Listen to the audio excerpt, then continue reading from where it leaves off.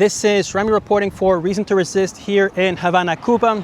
Since the first week of January, the United States and the Trump regime have amplified and accelerated the embargo against the Cuban population and the Cuban state, essentially turning it into a fuel siege on Cuba. The Cuban population is no longer calling it an embargo or a blockade, but truly a siege that is meant to suffocate the Cuban population and the Cuban state. Essentially, since December, there has been no fuel tankers that have been able to deliver fuel to the island.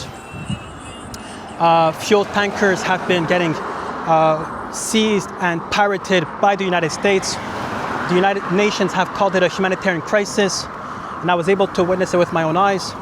I'm currently on the Malecon, one of the most important avenues in Cuba, which generally has a lot of traffic, but as you can see behind me, there's very few cars passing by. I counted around 12 cars passing by in a single minute during peak rush hours.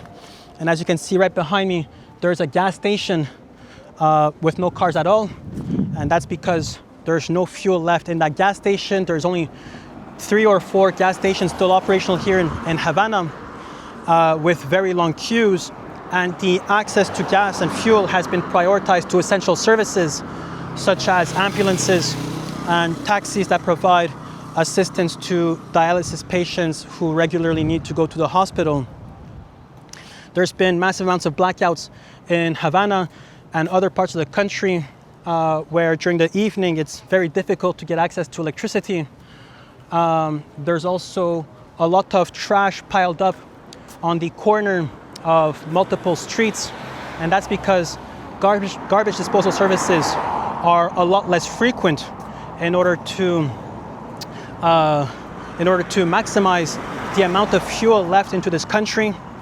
The Cuban government has accelerated the construction and implementation of solar panels in order to compensate for the lack of fuel in the country. Fuel combustion is what produces electricity in this country, right? So it's essential. The humanitarian crisis can also be witnessed in hospitals, where hospitals and doctors have been calling for the delivery of medical aid from abroad since there's a shortage of essential medicine. Cuba is a country that produces a lot of its own medicine, but due to lack of fuel, factories have been forced to shut down. So before coming to Cuba, along with the help of comrades in Colombia and Canada, we were able to deliver 35 kilograms of medical aid or medical solidarity that was delivered to the Cuban Institute of Friendship with the Peoples. It is encouraged for all people to come to Cuba and to deliver aid. Tourism is a essential and core aspect that drives the Cuban economy. It's what brings hard currency to this country and helps it breathe despite the blockade, the siege on Cuba. And all flights from Canada have essentially stopped, which has added an extra strain to the Cuban economy. Cuba is getting punished for the solidarity and light that it has been spreading across the world, from Angola to Namibia and Palestine and Venezuela, as we saw during the kidnapping of President Maduro. Cuba has always stood with the oppressed people of the world, and it's an obligation for us to support Cuba and give back for the solidarity that it has given us.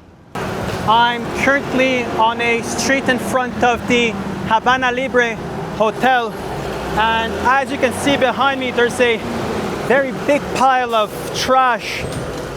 The smell here is a bit, it's very strong, and there's so much trash that the best way for them to get rid of it is just by dumping those little garbage bins onto the floor and then using a tractor to pick up the trash that is left. There's already one truck that just left here with whatever amount of trash that was in there. And as you can see right in front of me, another truck. This one seems to be empty, right? It's preparing to be lined up to gather more of the trash that this little tractor is going to be picking up. I mean, and if you look forward over there, you can see the first truck.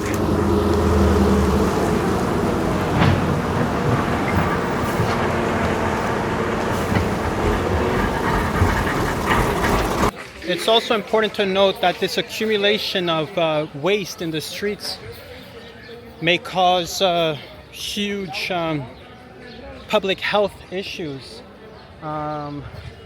such as cholera, hepatitis A, and dengue fever, other forms of mosquito-bound illnesses. So, I mean, we're talking about the impacts of the fuel embargo, the fuel siege on Cuba. It's a lot more than just blackouts, but truly can cause massive health crises here in Cuba already, where there's medicine shortages and other forms of shortages that have been amplified by the blockade and the siege. So I think it's very fair to say that the U.S. embargo, the U.S. siege is killing people in Cuba, and the American government, of course, should be held accountable for this man-made humanitarian crisis that is impacting every single aspect of Cuban society, from the health sector, the energy sector, the productivity of the economy, education. It's time for the blockade to end. Good evening from Havana. My name is Yazan Zahran. I'm a Palestinian doctor. I've been in Cuba since 2018. I finished as a general doctor. I'm now doing specialties in orthopedics, in surgeon orthopedics. So since December, it has been reported that there's been no fuel that has entered the country. How are you currently experiencing the situation in Cuba at the moment? It's like I'm gonna take my part as a doctor and talk about like the situation in hospital. For example, in my hospital, I work in a pediatric hospital right now. It's been very difficult. Not from December, from like even before that, but since December when United States put some restrictions on fuel and how it was coming or entering Cuba. For example, in my hospital, we have a lot of troubles. For example, before we had five salones, like to do surgeries, I mean. Oh, like operation rooms? Operation rooms. Now there is only one operation room giving service for the population. The fact of that was we don't have, or Cuba doesn't have enough fuel to make the hospitals like work normally. Fully functional. Yeah, fully functional. And is that causing like queues for these operation rooms? I mean, the demand probably hasn't shrunk. There's the single operation room is probably constantly being used. Yeah, of course, because and like at the same case, it's not only like in the hospital where I work. It's in every hospital here in Cuba. The government like was trying to give some solutions, some internal solutions for the problem and for the horrific problem actually. It gives priority to pediatric hospitals and hospitals for maternidad, which is like maternity wards. Okay, and other than the operation rooms, what kind of impact have you noticed in the hospitals, in the medical system, or in general life? In general, yes.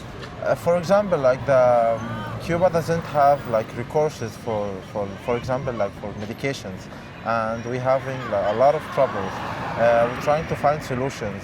Us as Palestinians, as doctors here, Cuba had given the whole world the recourses, and like it had resources. been resources. It was Cuba since the revolution. It was forming medical doctors yeah. or like Ejército de Batas Blancas, which is Ejército is an army. Ah, yes, Yeah, yes. The white coat army. The white coat army, especially like during COVID, for example, Cuba had sent a lot of doctors Yes. to the Henry Europe, Reeves Brigade. to Europe, for example, for like countries that was voting a favor of the embargo. the embargo on Cuba. So like Cuba needs a lot of solidarity. Yes. Cuba had given too much for the humanity, and like it's now the time to pay it back for Cuba. So you've mentioned medicine shortage. You've mentioned the operation rooms. But what about in terms of, let's just say, for transportation or for electricity? How? I mean, you as an individual, not necessarily you as a doctor, but how have you witnessed an evolution in society related to the amplification of the embargo? So the embargo has its effect on like on every single situation in the country. For example, like I talked about the situation in the hospitals, but also not only hospitals. Also, when you don't have electricity, so for example, for the students to study, for the other places. Apart of that, like people needs like electricity now in 2026. It's something essential for life. I've had a lot of trouble just getting connectivity to internet, and that's like exactly when you don't have electricity, you don't have access to the internet. Plus the transportation. For example, we in my hospital we had divided ourselves. Who lives next to the hospital? Who lives like far away from the hospital and cannot go every day to the hospital? So we had made some decisions to and forces ourselves to do our best and like to give the service for the population. And you are Palestinian, right? You were born in Jerusalem. Yes. And Cuba has an entire school, right, dedicated to training foreign doctors, mainly from the global south, and especially Palestinians. Can you tell us more about how Cuba has trained you and the program at Ilam? Yeah, I came in 2018, and it was like was one of my best experiences in life.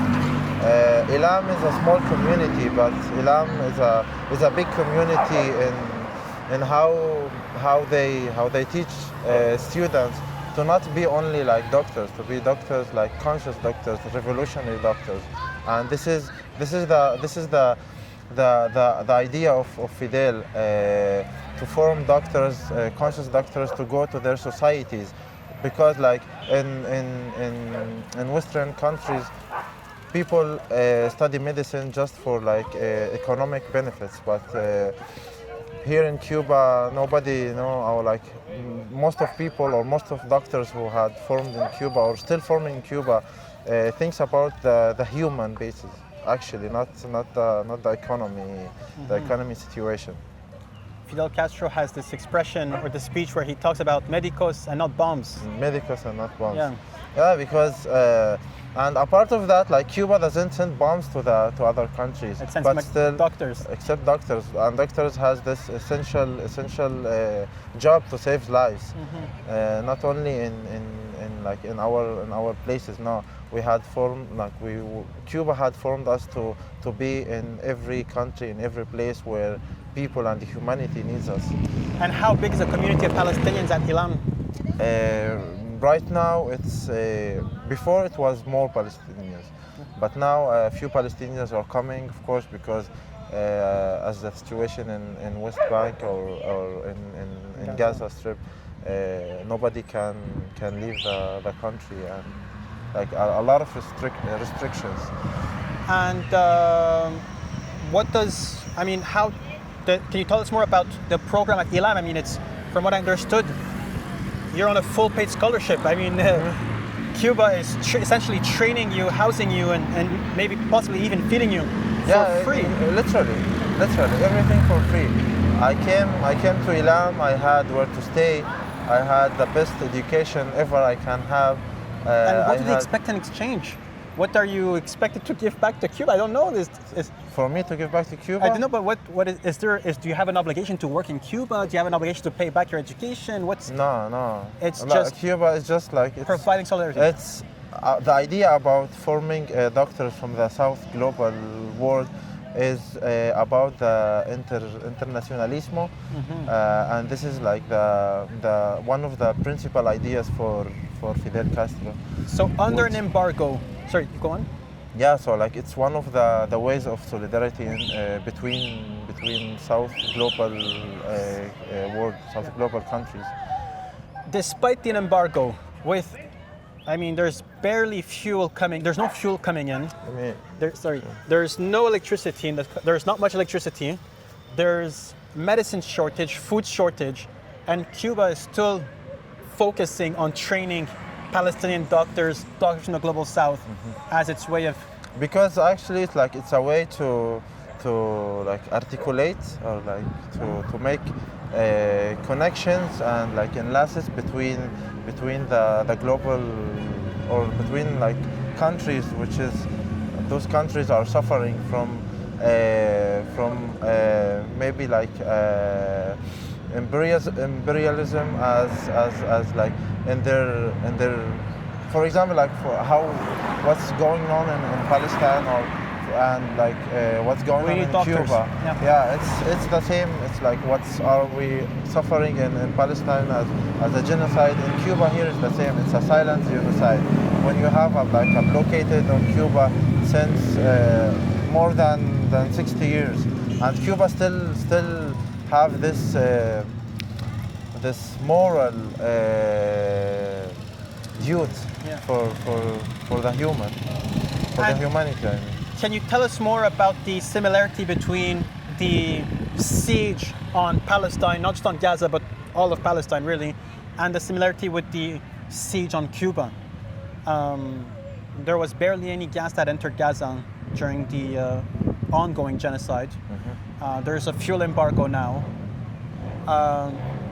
How do you feel about those similarities between both situations? I mean, you left imperialism in Palestine, or you didn't leave.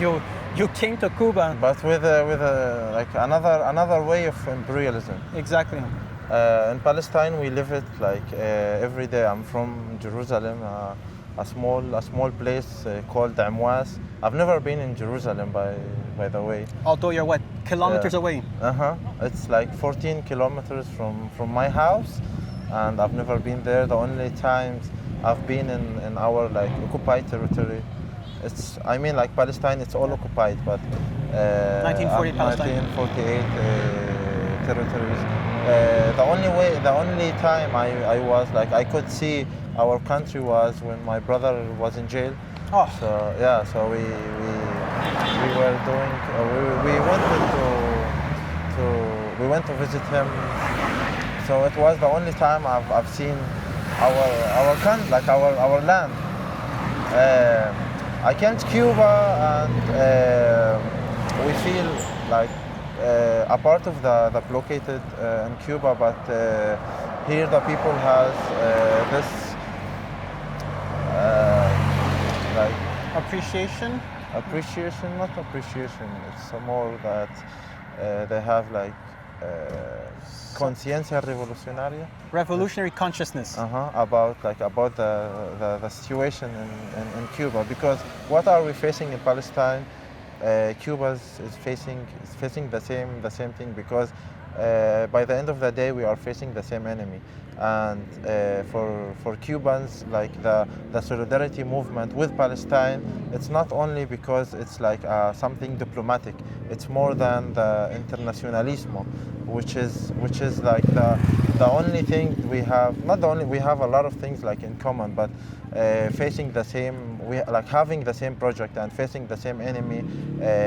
It's something essential. Bond, yeah, because between Cuba, between Palestine, not only Cuba and Palestine, Venezuela, the people from the South Global War. And right now we're right in front of a school, it seems. Is that it? Yeah, it's a school. And there's a mural that maybe we can get closer to. I believe you assisted in the. Let's just cross quickly before the cars are coming towards us. This is a mural you participated in painting. Yes. On Paseo, which is one of the most iconic principal roads in Havana. Paseo, which goes kind of north to south, or east to west, whatever, of Havana. We're on Paseo, and there's this beautiful mural. I thought this was the flag of Jordan, but I think you explained to me that this is the star on the Cuban flag. The star of the Cuban flag, being handed by a white coat, a doctor maybe. A doctor and the Cuban, for the Cuban people, giving us like the star of their revolution. Exactly. And the Nakba, 1948, the map of the world with Gaza as the heart. And to the heart, right. The key for the return, the tents for the refugees, is that it? The watermelon as the symbol of Palestinian identity. Now, this is not blue, right? This was supposed to be in green. Yeah, green, but it rains every day here in Cuba, so colors turn to green, turns to blue. To blue. And the victory sign, the tanks breaking the Israeli tanks, and it says "Hasta la liberación y el retorno." So until liberation and the return. That's right. Yes. This work was, this mural was created by some artists here, like Cuban artists. They were vocating to make the mural. They also like donated the materials to make the mural.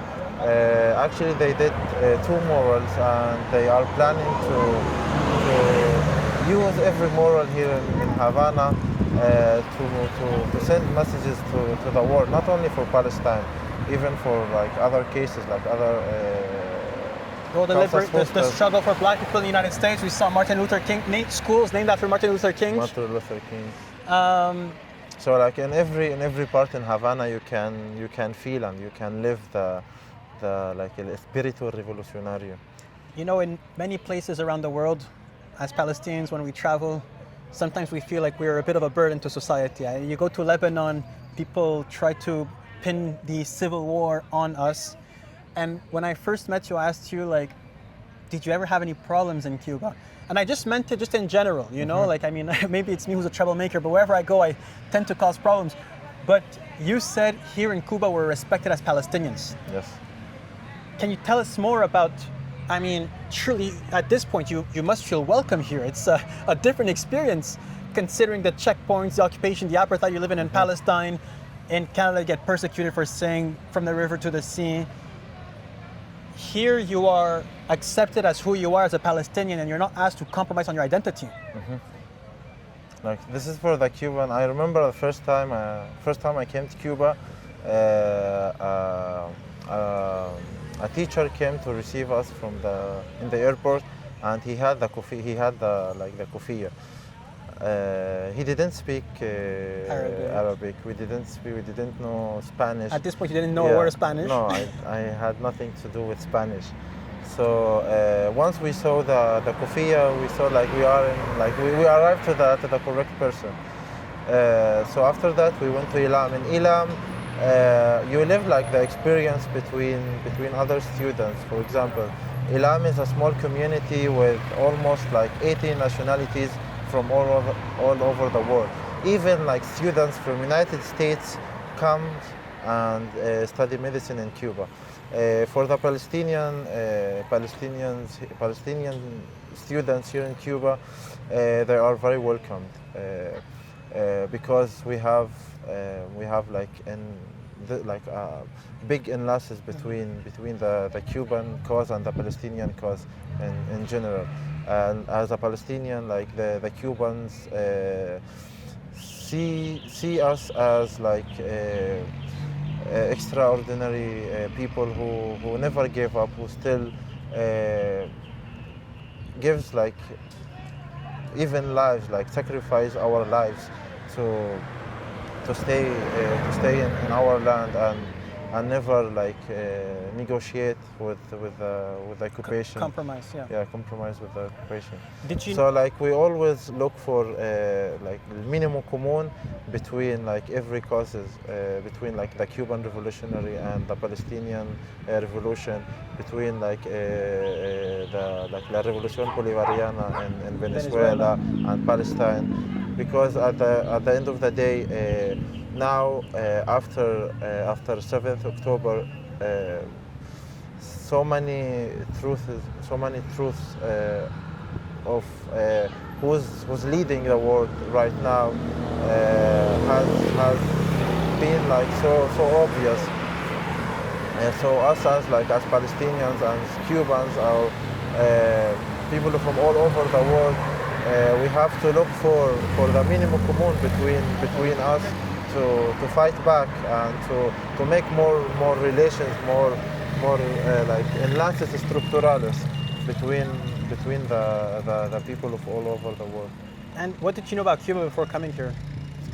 Too much, actually. You knew already? Yeah, I already, like, since I had 10, I think, I have decided to come to study in medicine in Cuba, especially in Cuba. I had too many opportunities to study in Europe and other countries, but I always have decided to study medicine in Cuba. Since I got here in Cuba, I've been to around a dozen or so gas stations across the city of Havana, and this is the first time I have witnessed a gas station being functional and operational. I just spoke to one of the gentlemen over there who told me that this gas station, is for taxis who have signed a contract with hospitals to provide transportation for medical patients, for patients who are probably in the need of dialysis treatment on a regular basis. So the government has prioritized taxis that work closely with hospitals first and foremost. And as you can see over here, there's around two taxis. There was a third one right before that was filling the car with gas. But other than that, really, I have never really seen a gas station in Cuba, in Havana, that was operational. So I felt it was quite necessary for me to film this one. There's a shortage of fuel in the country that has impacted the daily life of pretty much everyone here, and especially for the most vulnerable, the patients that rely on the taxi service to access essential care in hospitals for dialysis. I'm currently with Ivan Ernesto Barreto here in central Havana, right in front of the Ministerio de Salud Pública and the great Cuban flag on what seems to be a residential building. Ivan Ernesto, we had a great chat days after the kidnapping of President Maduro of Venezuela, and we were discussing about what would the future of Cuba look like with this, with what seemed to be the beginning, at least that's what I thought, of the fuel embargo on Cuba.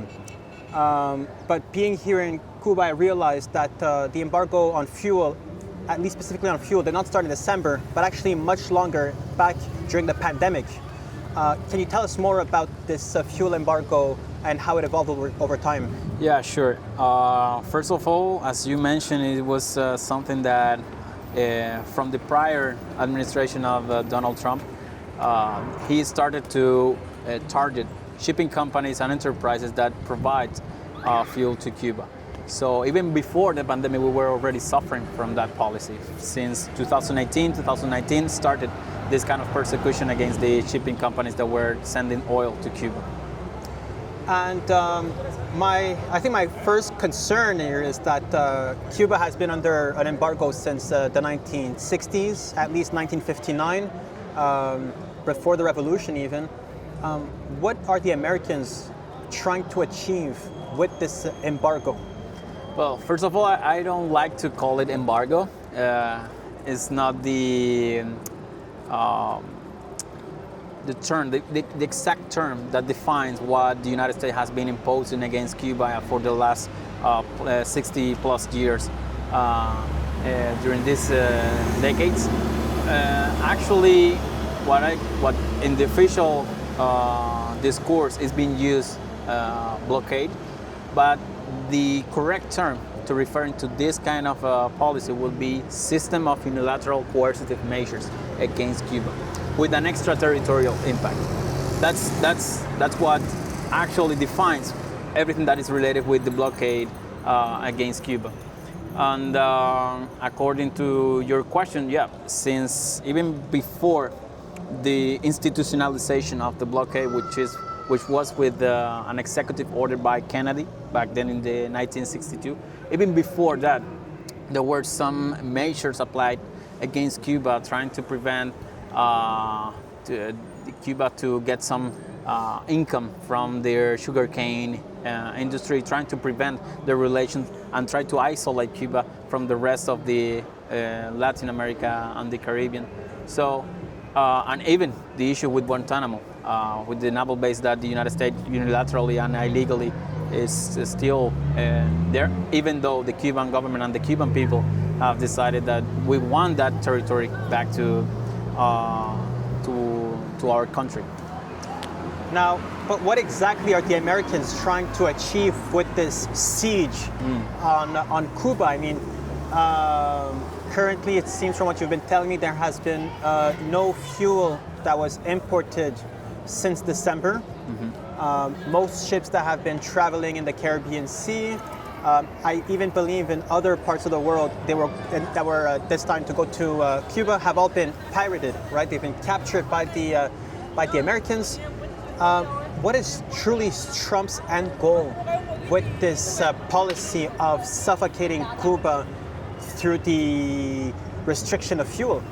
Well, that's that goes beyond being even Republican or during the Trump's administration. Even the Democrat have applied several measures in order to tighten in certain times also the blockade against Cuba. The issue here will be, and the person that probably outlined this, the design of the U.S. policy towards Cuba, we can go back to Lester Mallory memorandum that explicitly he expressed in that memorandum that the only foreseeable way to undermine the Cuban Revolution was through creating the hardship, the conditions for the people to rebel against the government and then turn down the Cuban Revolution. And that's what has been happening with in a more explicit way in the last years, mostly with the Trump administration. But let's remember that during Biden administration there was almost no advance in the normalization between Cuba and the United States, even though it was part of a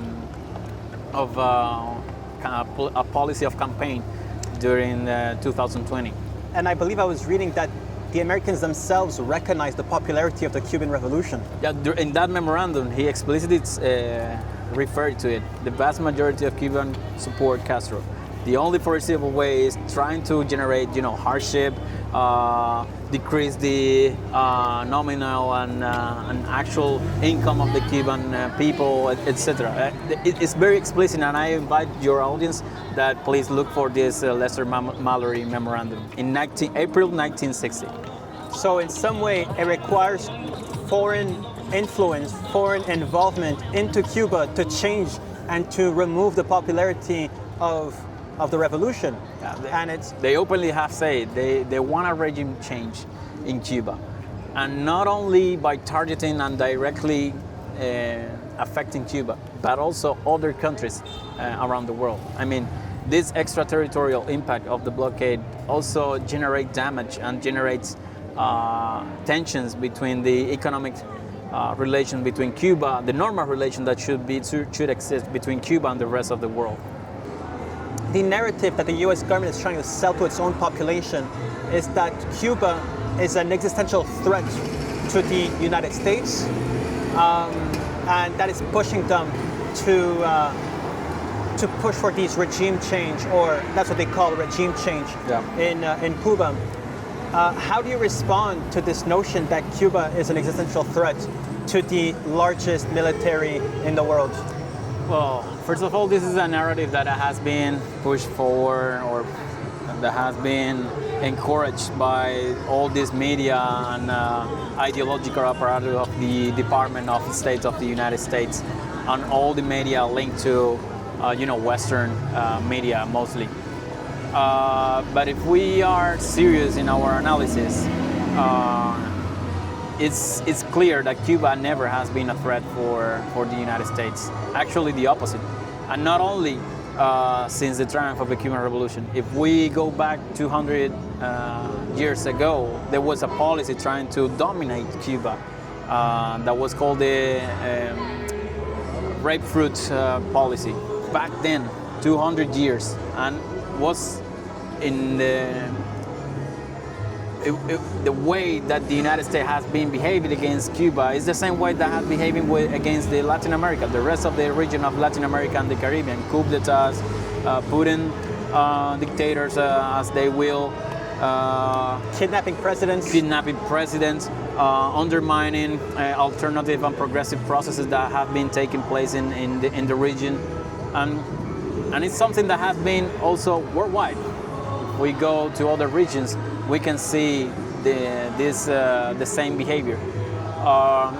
Cuba traditionally, historically, has been the victim of the hostility of the United States. We have never been the hostiles, or the ones that have promoted any aggression against the U.S. And actually,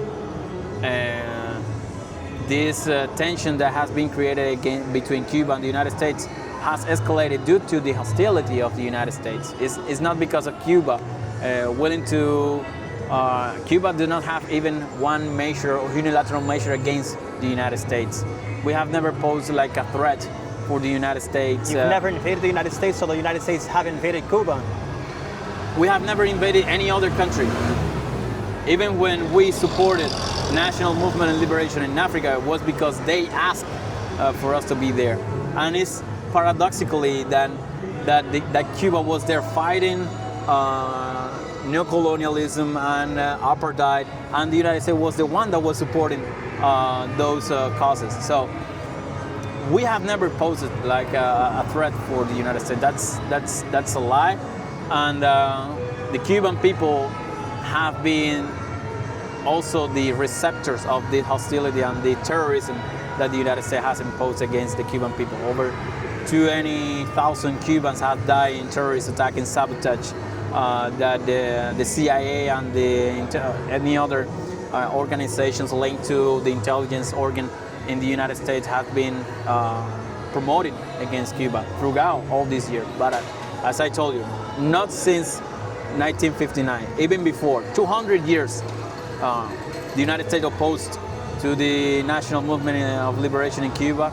They even intervened militarily in Cuba. They imposed an amendment against the will of the Cuban people.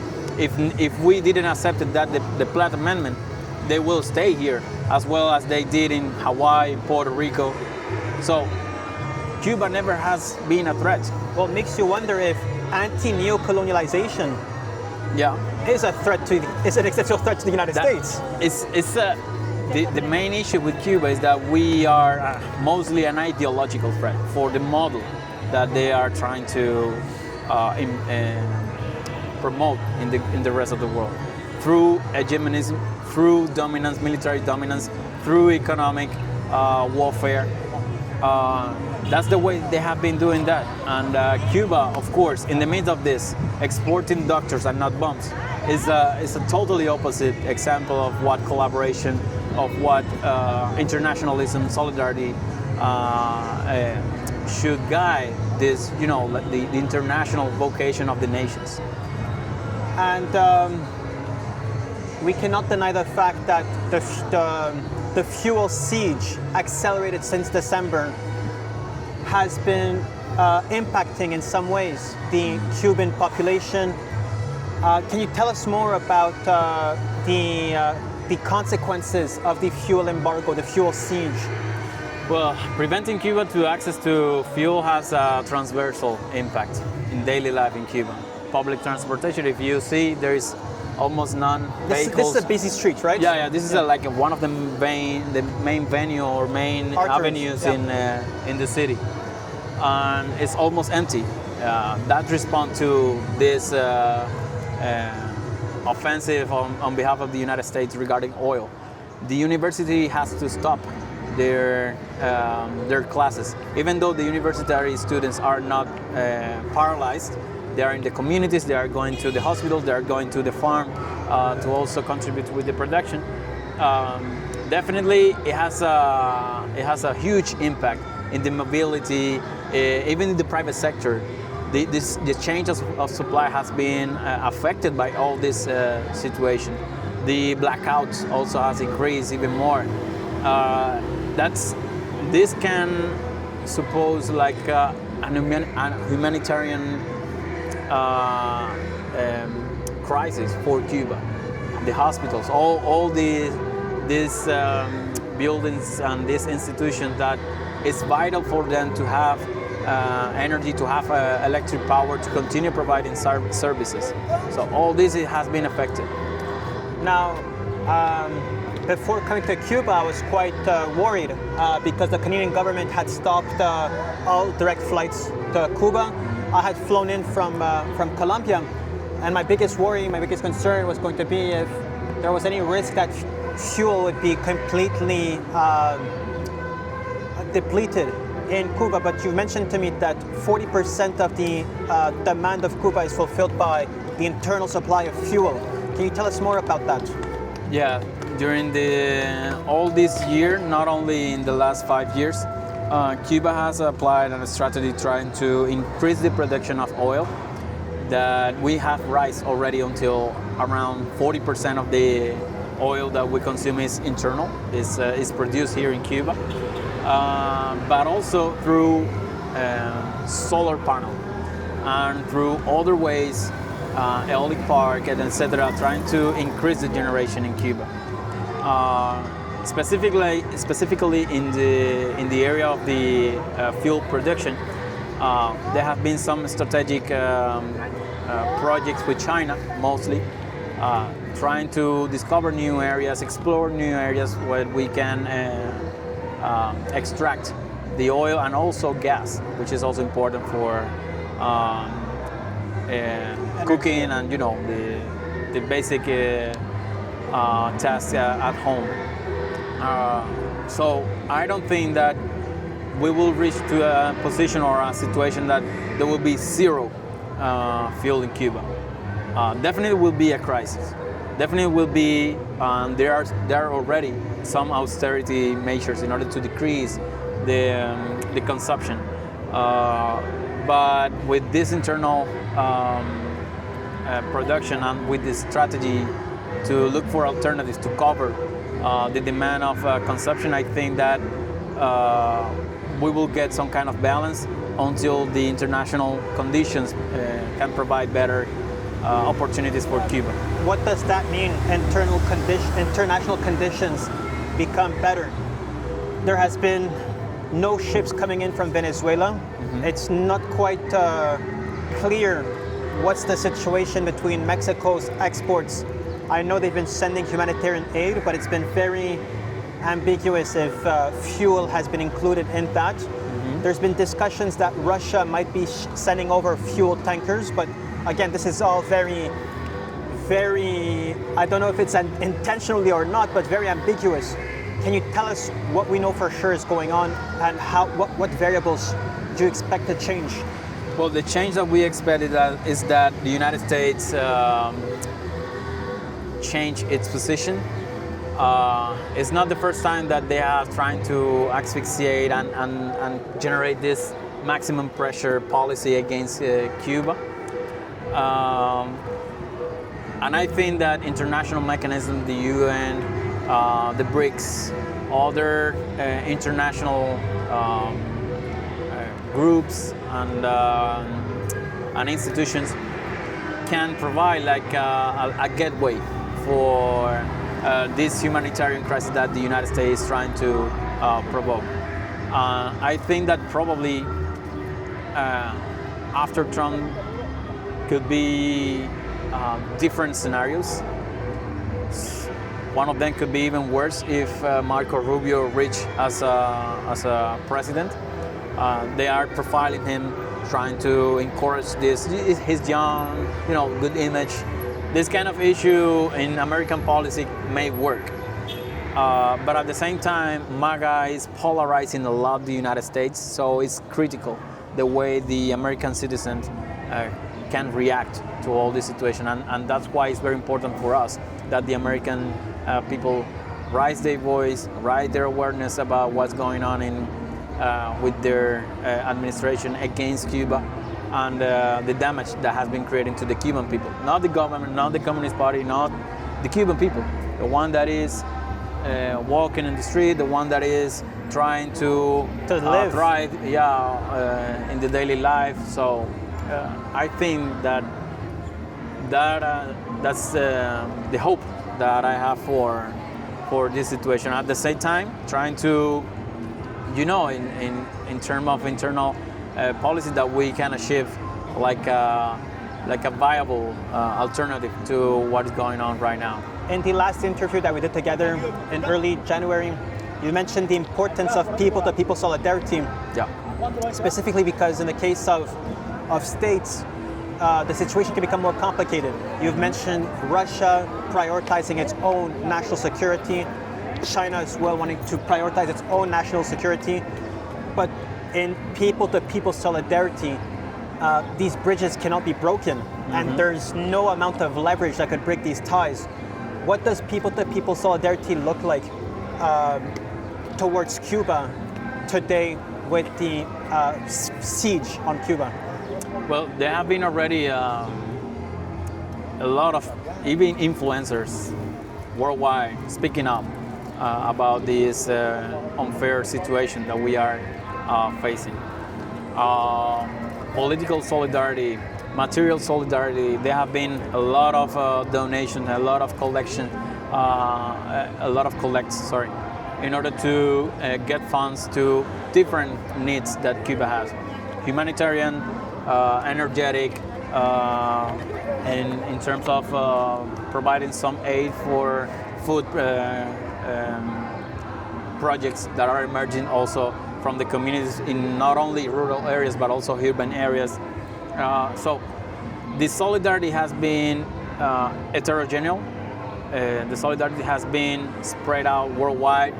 More than 1,500 organizations worldwide have expressed their solidarity towards Cuba, and they continue working with the Cuban people and the Cuban institution trying to provide this help that Cuba has historically provided to the other peoples around the world. But we are receiving all this right now, and it's the time that we need. And I don't think it's charity, it's true solidarity. We're giving back what Cuba has given to us. Later on, I'd like to talk about the subject of Palestine. But before talking about that, we're in front of a community center. It's a Pavilion Cuba. It's a public place, which is the main venue of the Saiz Brothers Associations, which is the organization that gathers the vanguard young artists in Cuba. And this siege on Cuba is meant to break the morale of the Cuban people. That's the intention. But I believe in Latin America, it's very hard to stop Latinos from making music and dancing. Can you tell us more about the morale of the Cuban people and their in some way, this is a beautiful response to these attacks against the Cuban people? Yeah, definitely this is something that they cannot blockade, If you go on the streets, even though we are having this hardship situation, even though we are under very difficult conditions right now, the Cuban people are still joyful.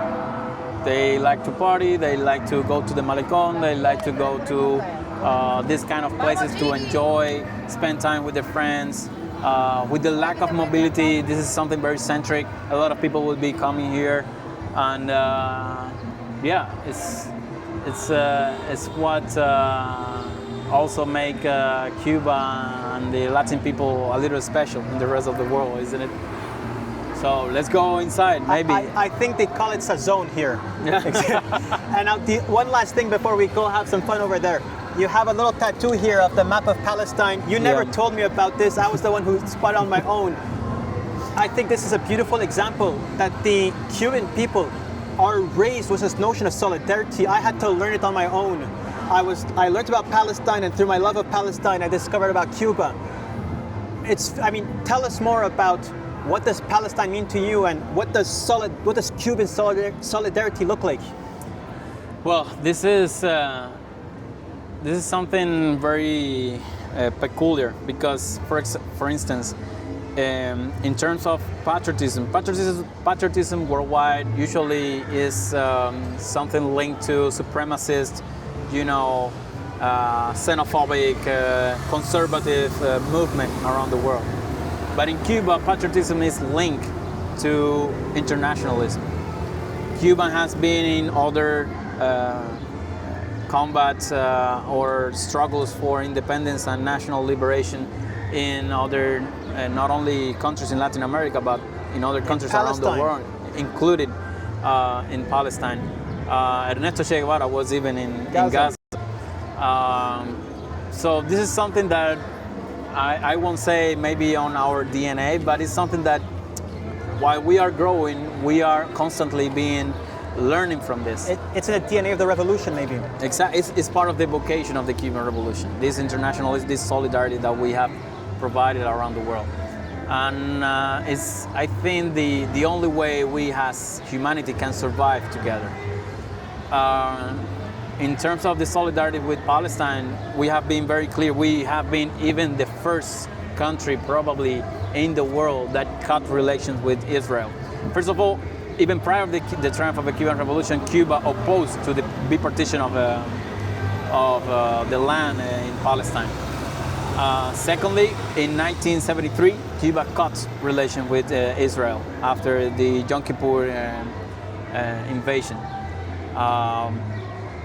Cuba has been always vocally opposing the Zionist regime, the genocidal aggression that the Israeli state has been committing against the Palestinian people. We support the right of the Palestinian people to return to their land. We have been always not only even providing this political aid or political support to the Palestinian people, but we also have granted scholarships to Palestinians to come here and being trained as doctors. And we will interview some of those people. Yeah. I can introduce some of the Palestinian students that we have here. And some of those Palestinian doctors, once they have graduated here, some of them were in Gaza during the last aggression, this escalation of the war against the Palestinian people. So we are proud of this kind of